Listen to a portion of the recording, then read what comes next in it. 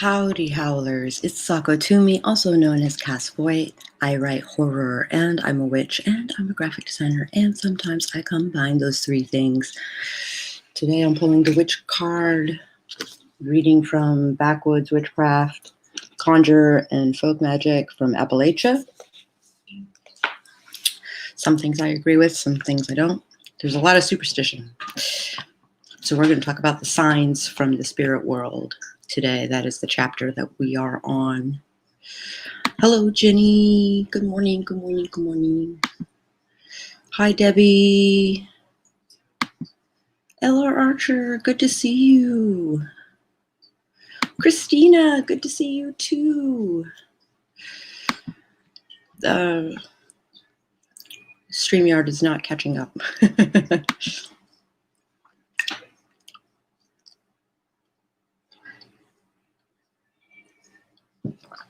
So I'm going to wait a few minutes for the usual suspects to come in.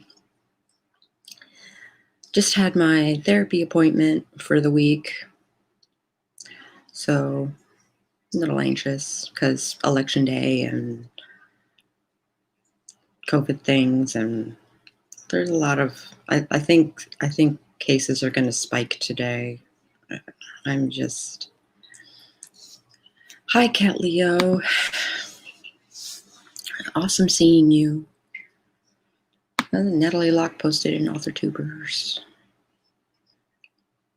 who is a dear heart and I love dearly. So apparently they have a new Millwordy NaNoWriMo sort of video out, and you should watch it. Unless they're doing a live stream, in which case one should wait. Refresh.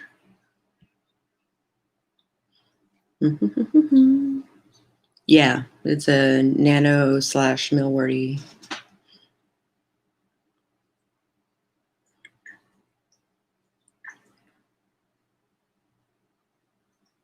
She's already 300K in.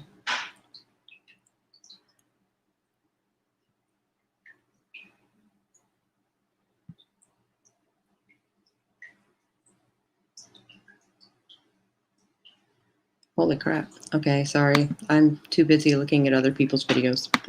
Oh, so much anxiety. After what happened in 2016, I'm planning on watching Nicole's videos and blocking out the rest of the world as much as possible for the sake of my sanity. Amen to that. I'm going to drown myself in photo manipulation for pretty much the rest of the day and possibly tomorrow.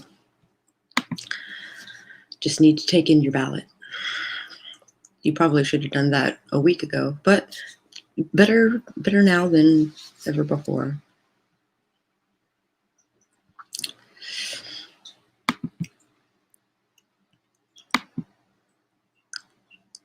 Yay, Christina. Yay, Cat Leo.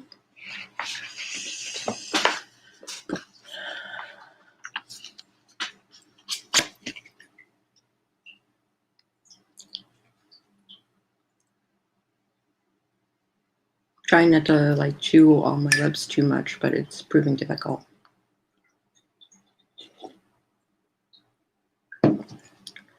Oh, got it. Oh, you only got it last week. I see. So you got to drop it off at a Dropbox.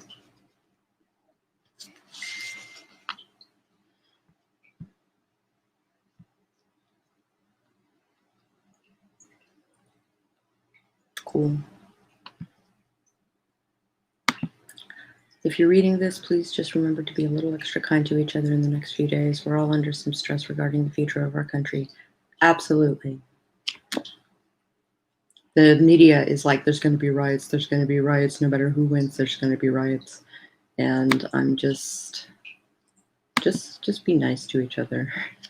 Can we do that? That'd be ideal.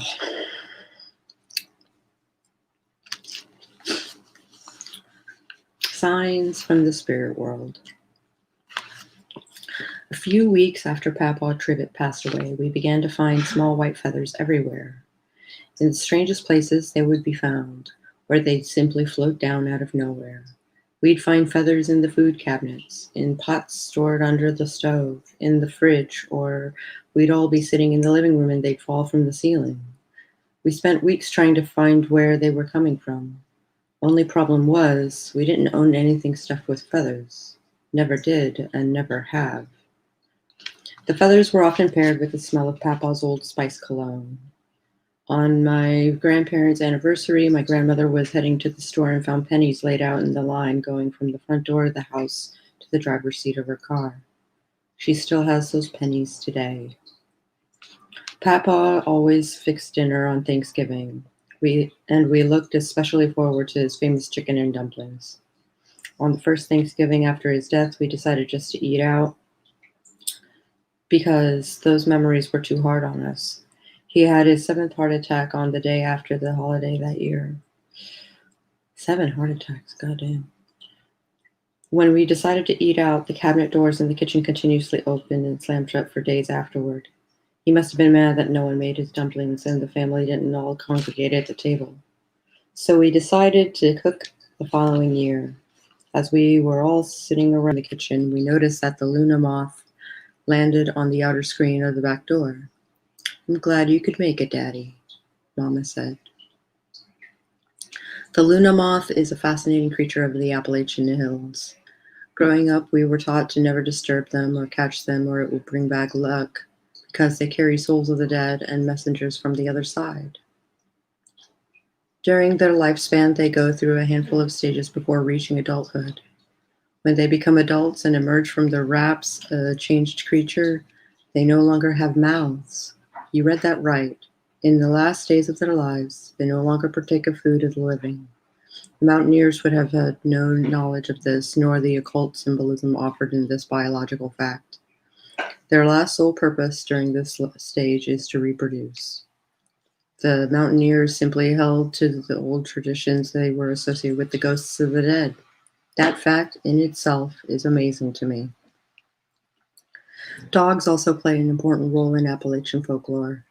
Strange dogs bring messages from the dead, mostly in regards to danger or ill coming to the home. Whether it is a sighting of a black dog with red eyes that come to warn of death, known as Black Shuck, or simply white ghost dog that sits and waits in the front yard. Nothing will scare it away because it will not leave until its owner, Death, visits the home. The same meaning is applied to many other animals, particularly those that are white or albino. There we go. White doves are a message of death. If you lived in the mountains all your life, then I presume you've heard of the witching deer. In both Irish and Cherokee mythos, a white or black animals are often thought to be witches or some creature from another world. This belief still persists today, and we've had countless people who wouldn't step foot in our home because of the black cats we had. The belief these animals were witches may have been the reason their furs, bones, or guts were used for various purposes, such as the rabbit's foot for good luck or the black cat's blood for healing rashes. Other signs from the spirit world include sounds. You'll often hear bells ringing far off when angels or little folk are present. Haints and bad spirits make their presence known by breaking and throwing things or whispering in one's ear. Hearing babies cry that aren't there, either in the house or in the graveyard, is also a sign of wayward souls. The materialized form these lost souls often take is that of the glowing lights floating about the graveyard and woods at night. Most famous of these lights, called jack-o'-lanterns or will-o'-the-wisps, walk about the hillsides and lead travelers and other folks astray down into the rivers or lakes to be drowned. These strange lights were explained as lost souls, beginning with the old tale of Jack. Jack was a mean old drunkard who kept having run-ins with the devil, come to take his soul to hell. Each time, Jack outwitted the devil and bought himself more time. After a while, the devil got tired of it all and moved on. When Jack finally died, he was locked out of heaven for his drunken deeds, so he took the road down to hell. But alas, not even the devil wanted him anymore, so Jack couldn't get in. He was left to wander the earth alone forever. But the devil felt sorry for Jack, so he tossed him a hot coal from hell to light his way. Jack hollowed out a gourd and placed the hot coal inside, and thus the jack-o'-lantern was born. The Cherokee were especially afraid of these fire carriers and dared not to go near them or try to investigate. Folk belief tells of fire carriers bringing madness and rage to those who see them. I have never dared call these up, and neither should you. Lord knows what would answer on the other end of the line. That's interesting, the lore of the jack-o'-lantern.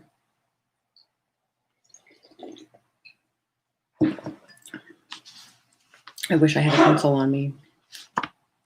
Protection from haints. The word haint applies to a multitude of different spirits with varying dispositions, including demons, lost souls, and ghosts, plus Yunwi Junsti, or Cherokee little people. It is basically a southern corruption of haunt. Many devices and taboos were developed against the intrusions into our homes, dreams, and lives in a negative way. Iron has historically been a universal method of protecting against a massive number of things, from disease and evil spirits to bad tempers and the evil eye. Because of this, many charms and tricks have developed on either side of the pond into modern times. To keep one's livestock from being shot by the magic of the little folk or witches, you would use slack water, which is water used by a blacksmith to cool the iron. Add this water to the water holes or buckets the animals drink out of, or pour it over their backs while saying the Lord's Prayer. To avert the evil eye or any other enchantments being placed on a newborn, a 9-inch nail was driven into one of the posts or legs of the crib. Local lore prescribes you to touch something made of iron after someone compliments you or you suspect ill intent in their words. As I mentioned previously, a horseshoe wrapped in tinfoil and hung on the door will keep away conjurings, witches, and haints. Another remedy for haunting with the horseshoe was to place it in the fireplace and throw a handful of salt over it. As long as the horseshoe remains warm, no evil can enter the home. Charms that may be carried to guard against haints and evil spirits include a bag of new salt hung around the neck, an iron nail in a pocket, a toby containing mistletoe, tobacco, and lichen or moss from the east side of an oak tree, and a rabbit's foot. You could even just keep your pockets turned inside out. To keep the dead out of your dreams, hang coral on the bedpost. Some old-timers in Tennessee, Virginia, North Carolina, and others recommend tossing a few handfuls of salt and mustard seed on the doorstep at night, based on the premise that haints and evil spirits cannot enter until they've counted each grain and every seed, by which time the sun will be up and you'll be too late for them to pester you.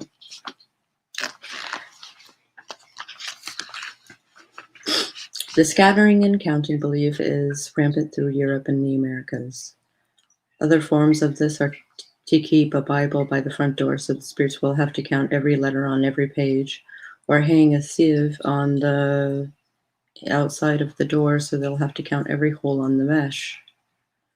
May seem a bit wacky to have a kitchen utensil hung there, but really, who isn't strange in these hills? Seeing and interacting with spirits. In Appalachia, there are multiple methods for seeing and conversing with spirits. We covered the communication via dreams at the start of this chapter, separated because it occurs in the dream state and is often involuntary. The dead show up in dreams to bring us messages, in contrast to us calling out to them for assistance. But spirits regularly interact with us in our daily lives, often without our knowledge, except in extreme circumstances. There have been many occasions when my mother or me have had close calls while driving because we've seen in the rearview mirror my papa sitting in the back seat. Other times, my grandmother will be sitting in her recliner at home and papa will rock it from the back like he used to get her attention. Other tales are told of speaking with spirits through knocking on tables to get their attention, which seems to be common among root workers everywhere in the South who knock on the ancestor table when leaving offerings or calling out for help. That's interesting too. Those with the sight are best able to communicate with spirits. Sight is separate from regular psychic abilities and exclusively given by God at birth. It's said to be given to a child born blue or with a caul over their eyes, although some regions of Appalachia hold a superstition that being born via C-section or at night, and specifically at midnight, can enable you to see spirits as well.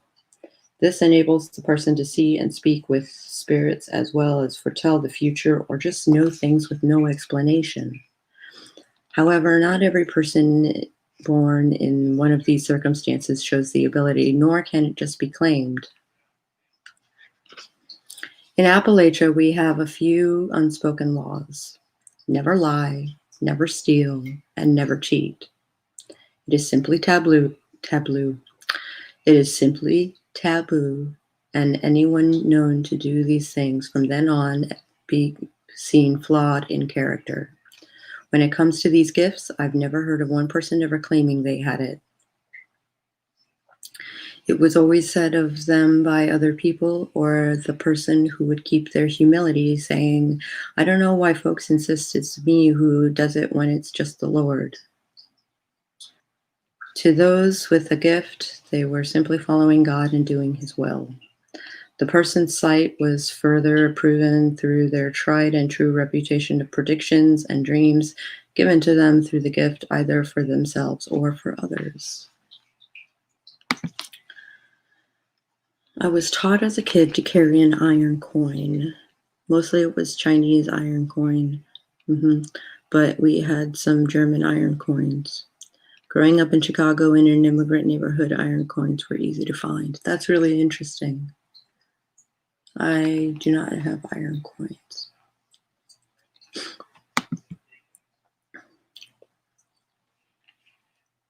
Most folks in Appalachia simply pray to the dead in mourning or during adversities. We sometimes think God's heard enough from us, so we will occasionally turn to the dead first with our pleas. There's been many a time I've heard Mama pray, Daddy, help me with this. Some people, however, just can't get past the dead being gone, which is reflected in some charms and recommendations for someone without the gift to be able to see or speak with spirits. The first I ever heard of was to wipe the slick from the corner of a dog's eye with your finger and rub it into your own eyes.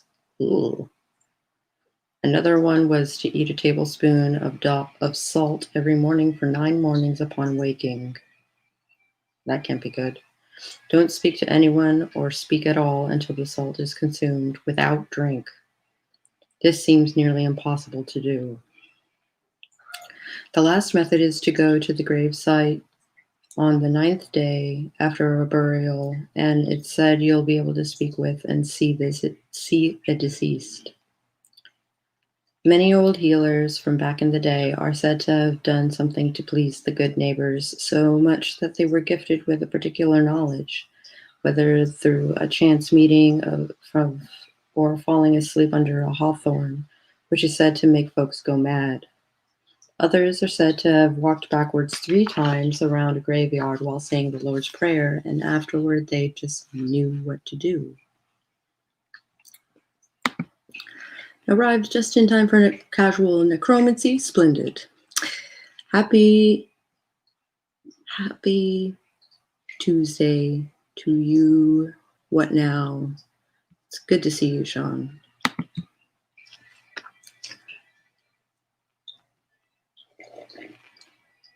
We're talking about spirit work and working with the dead and all of that jazz. So yes, casual necromancy, absolutely. Oh. The crossroads is also an important place for spirit work in Appalachia. Not only does it symbolize the cross, but it also brings together the corners of the earth. Cross streams are sometimes used as well. The place where two creeks meet and become one is said to be a location of powerful healing. Crossroads are used in opening the path to remove obstacles or close someone's road so they can't get away with something, like a criminal or a thief. The crossroads represent coming and going, movement and deadlock, and communication between us and the spirits, in that in-between space where the living and the dead speak. Aside from places such as crossroads or graveyards, there are also particular times that are best for speaking to spirits, such as the hour of midnight. My family holds fast the belief in the ghost hour of 3 a.m., when you're most likely to wake up startled to nothing. Other times aren't based on the clock at all, but by natural phenomena, such as when the clouds roll down the mountain or the fog hangs low and dense, and the spirits rise down the hills. There's a special spirit to the fog here in East Tennessee. She seems to rise and blanket the land in mystery. It's said if you peer into it long enough, you'll see the dead walking around: Civil War soldiers, slaves, handmaidens, farmers, Cherokee mothers. Shadows of a people gone but not. A memory of a time that was and still is somewhere. This I have experienced firsthand in only two cases. The first was driving to a gas station on a foggy morning at 3 a.m. As I was passing by the churchyard down the road, I saw what I thought were two people walking. Upon getting closer, a streetlight revealed that all that was there were two foggy pillars of smoke. As I continued on by, they dispersed. The second one occurred after midnight, and it was real foggy. I was driving through the hills between Kingsport and Boones Creek, for you locals, and I saw a woman walking on the side of the road, clear as day, dressed in old-fashioned attire that consisted of a deep red blouse and a long gauzy white skirt, complete with glasses that sat on the bridge of her nose. As I drove by, she turned and looked at me through her spectacles, and the glare from the headlights reflected back at me. After passing, I could see no one in the car mirrors. I guess it's the top of the hour. Please pardon the music. My grandfather has had this clock that plays like Beatle music at the top of every hour. Meow, meow, meow, meow, meow, meow, meow, meow, meow.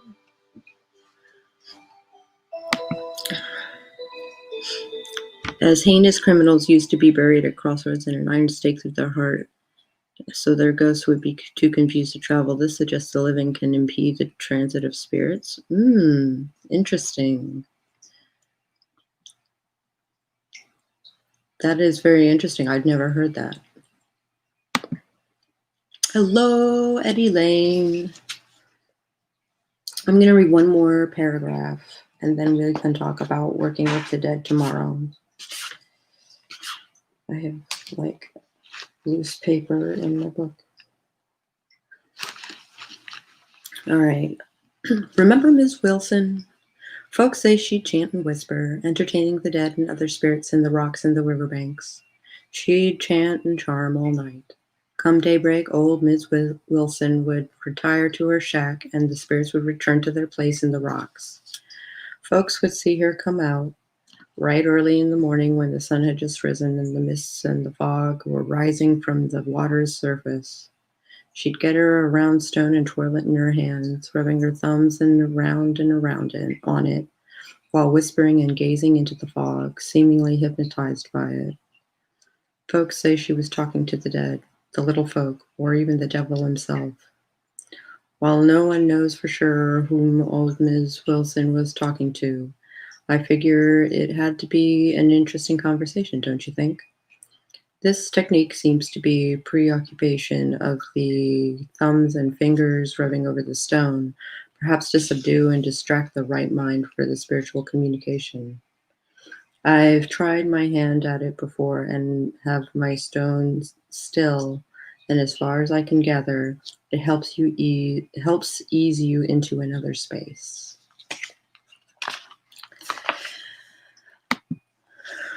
Hi, Triple Beam Dreams. You are new to my channel.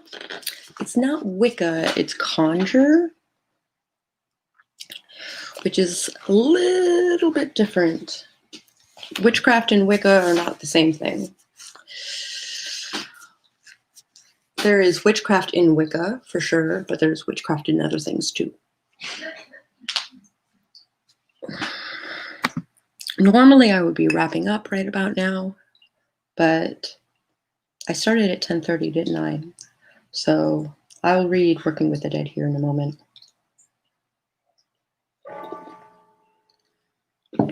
I forgot I started late.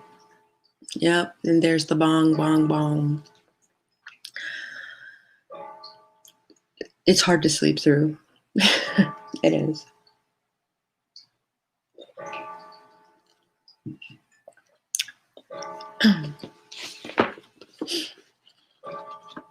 We're over halfway done.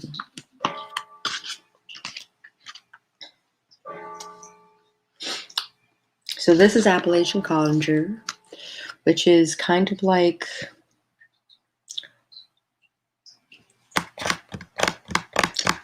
what would I liken it to? Kind of like voodoo. Voodoo is a form of conjure. Hodoon is a form of conjure. It's basically under the impression that God gives you power, as opposed to any other kind of like God or spirit or whatever.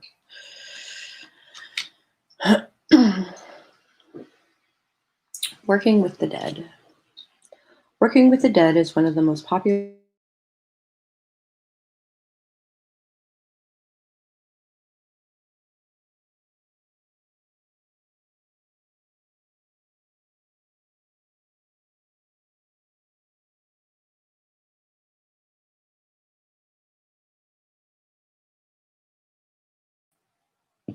Am I back? I think I'm back. I'm going to try that again. Many people read about it online and just hop down to the graveyard for some dirt, but it just isn't that simple. Spirits don't just make miracles on request. They'll do favors and offer services in exchange for something, usually pennies or other coins, jars of moonshine, cigarettes, food, or perfume left on the grave. When I'm buying dirt from a grave, I will simply tell the spirit, I ain't stealing nothing because I'm leaving this here in its place. Or I'm buying some of your dirt here for such and such reason and for such and such offering. Graveyards are the focus of all kinds of weird tales, and they have become a place of importance in the making of formulas for protection, luck, love, healing, and cursing. Some recipes call for dirt from the grave of a police officer or a doctor for varied reasons. Then people go out and get it with no question. But the problem here is that you are employing the aid of a spirit that you know nothing about. What if the doctor in life abused his patients and the police officer was crooked? Not everything can be found in a Google search or a book, not even here. Usually folks were buried in a family hilltop cemetery, so family stories have information about who did what as a profession, whether they were a miner, a shoemaker, a sheriff, or doctor. Folks knew everybody in town back then as well. It's not like this anymore, so you need to be careful of who you approach in the graveyard. My grandpa and my grandfather clock did the same typical bong, bong, bong, bing, bing, bong, bong. Then chimes for an hour, and it was jarring at times. Yeah, I gotcha. Also, yes, have a good day, Ginny. I'm going to try and get some writing done today. I'm going to try and do some word counting and plugging into my tracker, and it's just things work on photos, that things. Let's see, where was I? The dead aren't all kind, and there are more secrets in each grave than you'll know. We work with the dead to have them complete a task on our or someone's behalf, and we'll use the dirt from the grave in the tricks to bring their power into work. When you go to a graveyard to employ a spirit or buy dirt, I encourage you to use the previously mentioned ways of protecting yourself from haints. Other precautions I take at a graveyard include the following. Never step over a grave, as it will bring misfortune.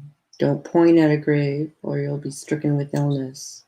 Come alone and leave alone, and as you leave, do not look behind you until you pass the first crossroads home, or you'll be vulnerable to a spirit hopping on your back. I won't even look in the rearview mirrors of a car until I pass the first crossroads. You can avoid this vulnerability by wearing a hat of some kind. Some folks always wore a hat or a bonnet to funerals and grave decorations anyway. If you're still wondering about being stricken with illness, it does happen. Half the time, weird illnesses can be caused unconsciously from the lingering ghosts of relatives pining for their family, and it will especially affect a person if they are particularly close to. Other times, it can be conscious act on the part of the spirit. And believe me, if you piss off the dead, bringing sickness is barely the bottom of the bag of tricks they have in store. Oh. Hi, Jace. Hi, Al. Yeah. Oh, by the way, hi. It always struck me a point of consideration. The spirits are not bound by our view of time. Is there a way of telling if the entity we're talking about is one dead or one not yet born, or if human at all? In a graveyard, there are guardians that are neither dead nor alive.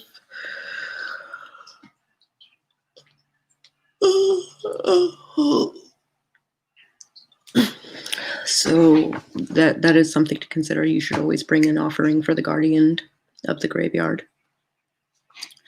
And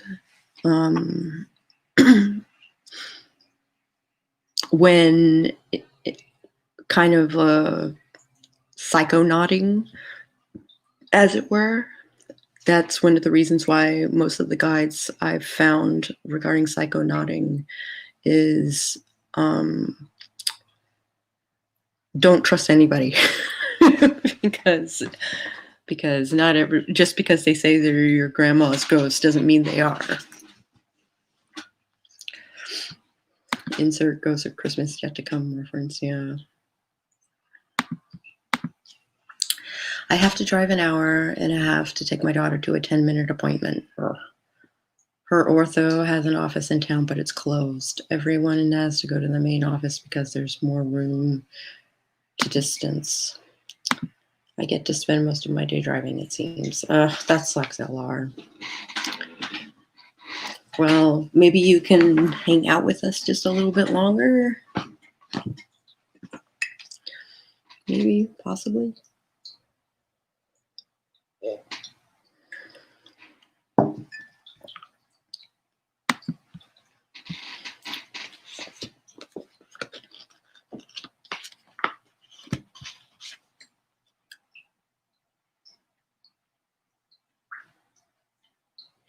Before doing any work with a spirit you have no prior experience with in life or death, it is always best to test the spirits to see if they are of God or that they mean well and can be trusted.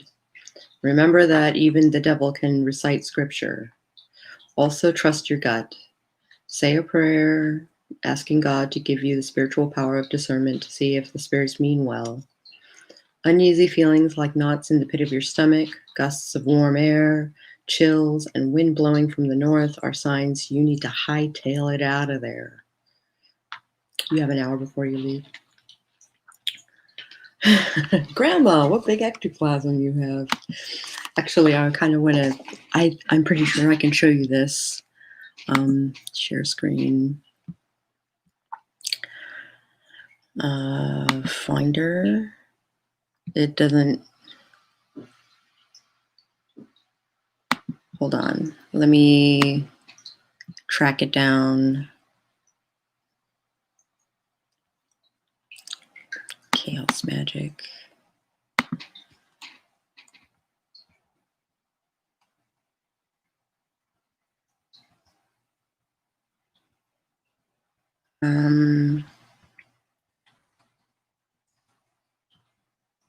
Yep, this one.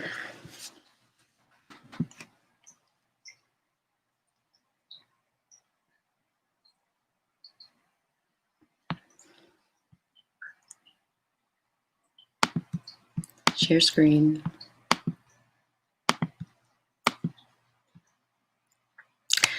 In case you can't read it, it talks about stranger danger. A non-local spirit is an emulated self-conscious being coming from an outside source. They are perceived and accepted by the sub as super consciousness, as an authentic self-conscious, and are thusly allowed the same access to the functions thereof. So the source of a non-local spirit could be a person, a foreign spirit, or even an extra-dimensional entity that may not be restricted to the previously discussed personality restrictions. Though genuine contact with them will likely be a friendly exchange, I cannot overstress the dangers of being lackadaisical. Stay in the circle, always banish, and for fuck's sake, never let them in, regardless of temperament. Note that a local spirit is not only capable of recognizing foreign spirits, but it is also able to overpower and eject them from the host body with relative ease. Bring a buddy. So it shows this an extra-dimensional being pretending to be the ghost of a pretty lady that died in this house. Let me in. And the chaos witch is basically saying, keep moving.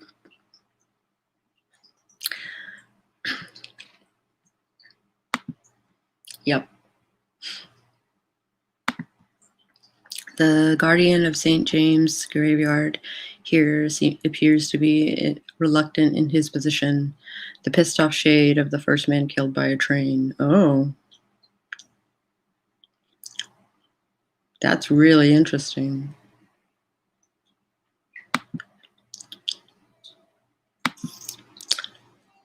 You always make my day more fun. Hell, I don't even let the living into my house. Yeah.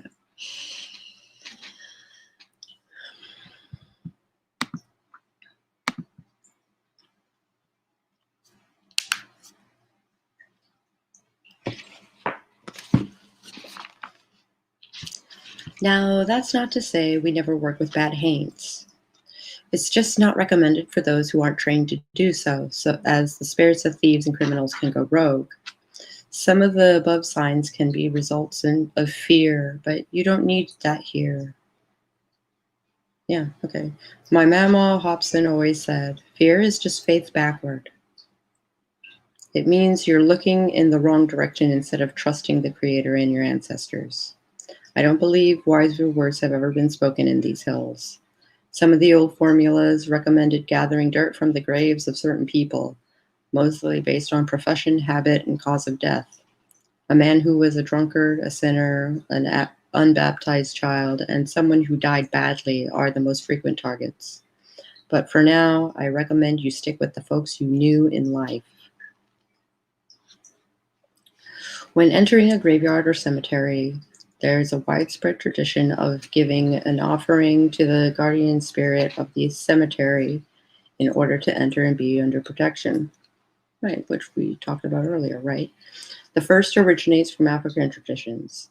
They believe that the guardian spirit is charged with the duty of keeping watch over it forever. In Scotland and Ireland, they believe it's the last person to be buried who is charged with keeping watch from the sunset to sunrise every day. This guardian is discharged only when the next person is buried.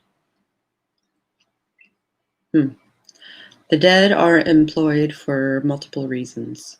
Usually your own beloved departed can manage just about everything you need help with.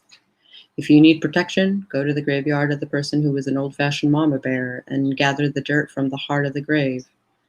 If you need money, go to the luckiest person you knew. My Papa Trivet used to go down to Cherokee and gamble a lot.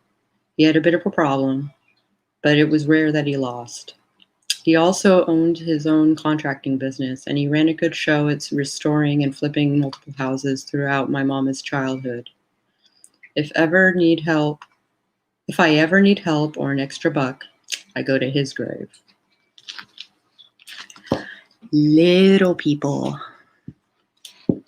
Stories from the Irish, Scottish, and Cherokee continue in Appalachia about little people who live in the caves and the treetops, creeks and hills, and even tunnels beneath old colleges.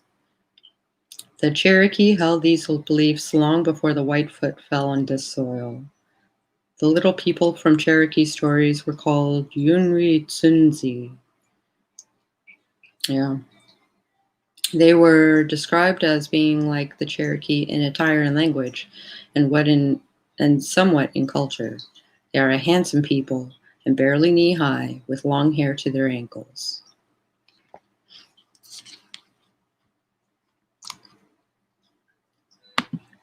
I'll be unemployed in death too. Oh. Sorry, another thing about St. James. There's a spirit that still no one is sure where it comes from or even what's in it, except that it turns black when boiled. And there is an interesting partnership between the warden of the cathedral and the local witches to stop neophytes taking the water for spells on health, safety measures, which is kind of cute. That is kind of cute. I am entertained by that.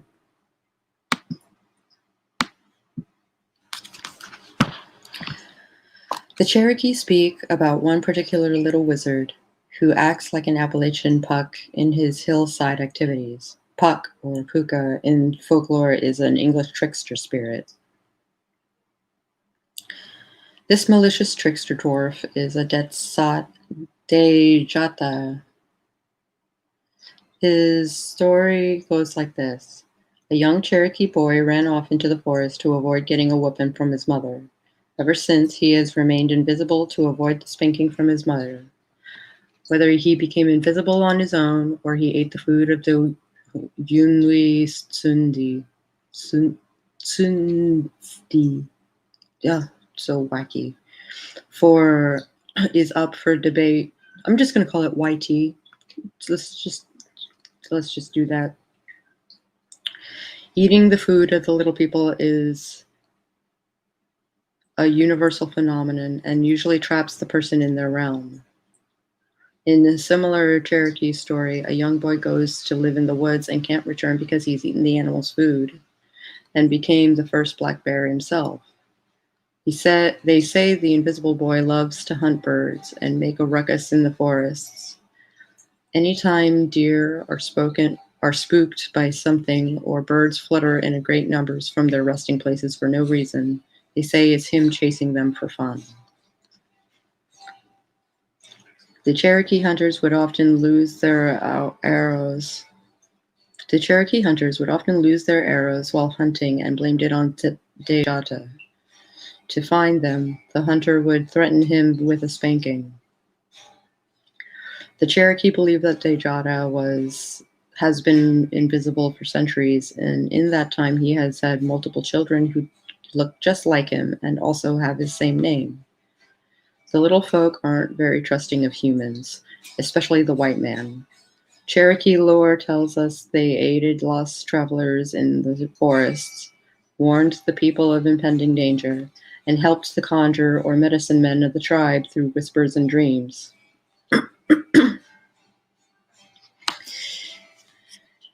Hi, Elbereth. Also, it is cool. I agree.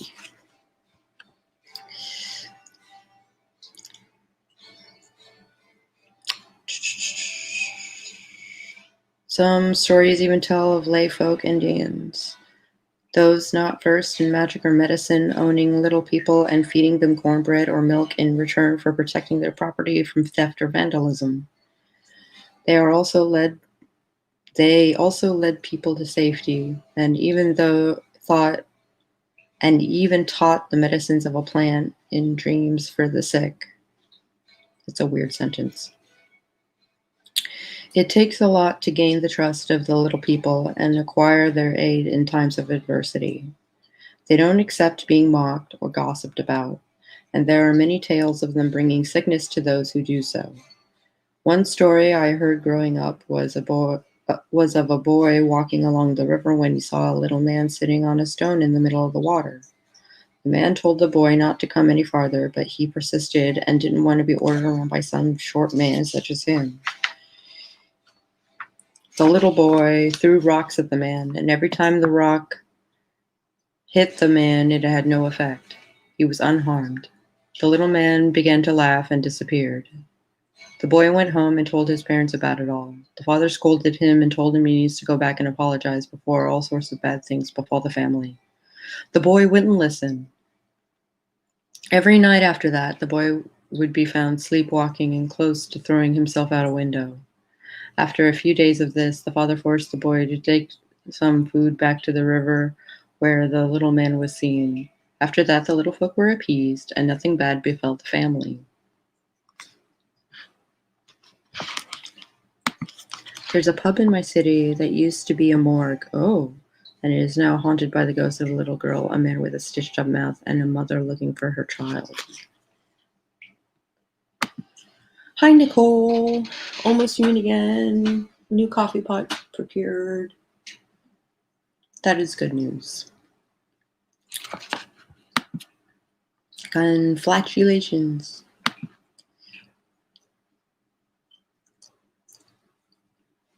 Elbereth is the mother to the ghost girl?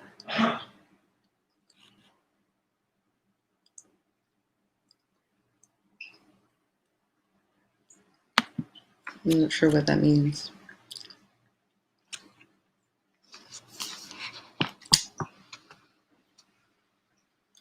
The little people of Appalachia are separated in different clans or tribes based on their temperament.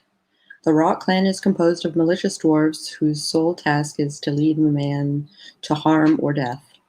The Laurel clan are tricksters, yet rewarding to work with, as their tricks almost always include a bit of humor. The Laurels are to blame for fishing hooks getting caught in rocks and logs at the bottom of lakes and rivers. However, they were also the cause of babies laughing and smiling in their sleep. Today, this is attributed to angels. The Dogwood care the most about the human predicament. They are primary helpers of lost children, the starving, and people in danger of them on the mountains. The little people, regardless of clan, have been detailed to have white, black, or golden skin like the Cherokee. Sometimes they speak like Tsalagi, the language of the Cherokee, but other times they talk in their own native tongue. Coffee cheers! Coffee cheers.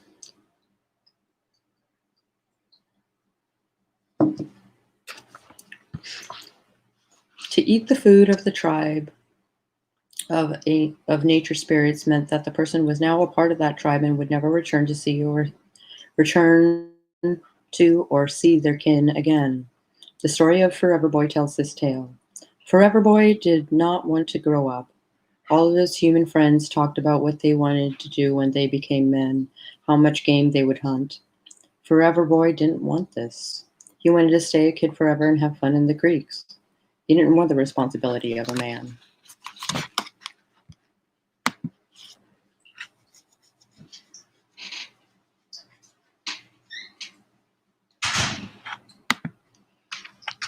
His father told him he needed to learn certain things so he would be ready for manhood. His father said he would take him the next day to his uncle, and there he would learn everything about being a man. In Cherokee society, it was the closest male relative of the mother who taught the sons about being a man. The boy went to the creek and cried his heart out. He didn't want to go to his uncle's house and learn to be a man. He was content with being just a boy. The animals of the forest had gathered around him and were telling him something. Come back to the creek early tomorrow in the morning. So he went home. In the morning, he went back to the creek and the animals were waiting for him. They were telling him something different now. Look behind you. Forever Boy looked behind him and found all the little people happy to see him. They told him, you don't have to grow up. Come live with us and you'll never become a man. You can play with us in the creek forever. We will pray to Creator and He will give your parents a vision that you are safe. The little people gave the boy a root of some kind that was roasted. They say it was a duck potato. I don't know what that is. Legend has it he has remained with the little people and is still a little boy. Peter Pan, anybody? We learned in chem class it was because water contains ferrous iron. When exposed to air via boiling, the water turns cloudy and reddish-brown substance begins to form, and it causes the St. James water to thicken. Interesting.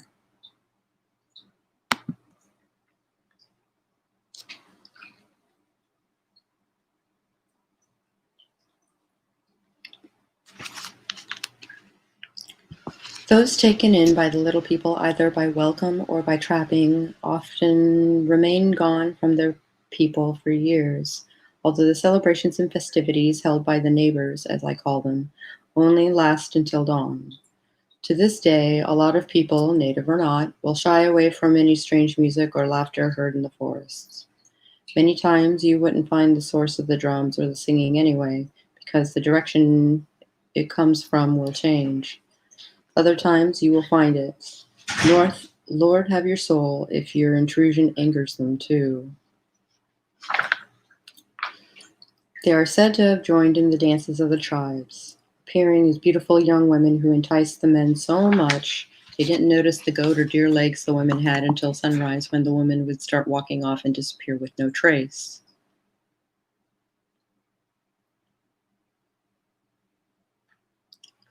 Yeah, I plan to write about it someday. Cool.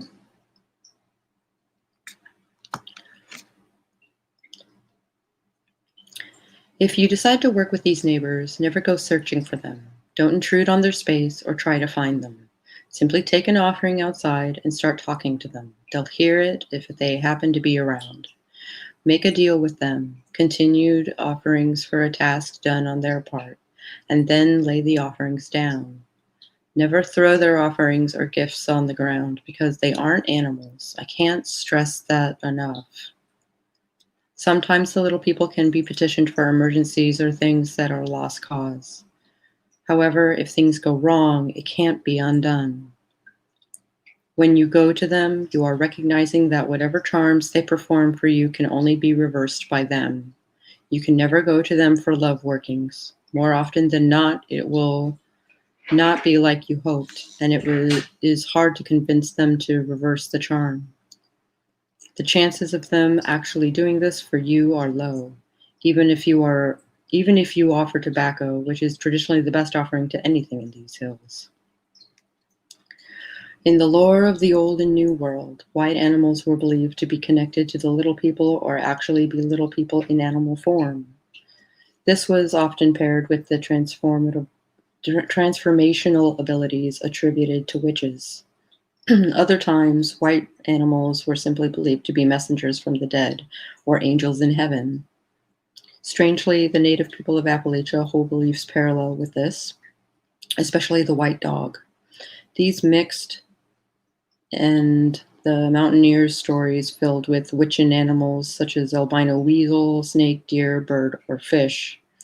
They were attributed with supernatural powers and were honored by tradition as omens of luck, death, and witchcraft. Examples of these are the white dog come to warn about coming death, and the witching deer said to be the source of the most powerful madstone, as it was used by natives and colonizers alike.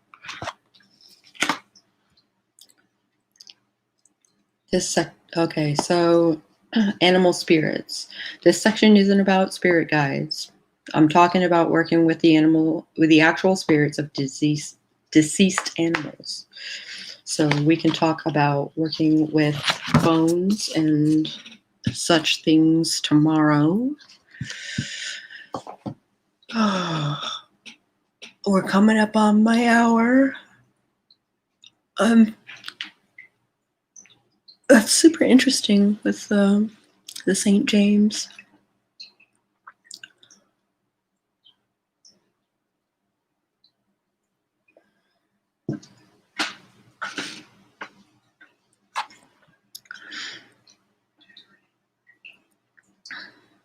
All right. Thank you all for joining me today. Again, this has been Backwoods Witchcraft, Conjure, and Folk Magic from Appalachia via Jake Richards. My trip home is next Thursday. Not this coming Thursday, but next Thursday.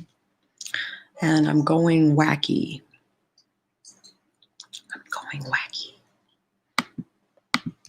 I can't wait to go back home.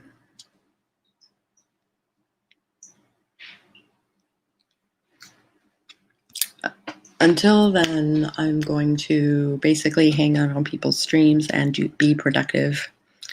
I will catch you guys on the flip side. I'll probably be on Savvy's sleepover stream tonight. Probably. Catch you guys.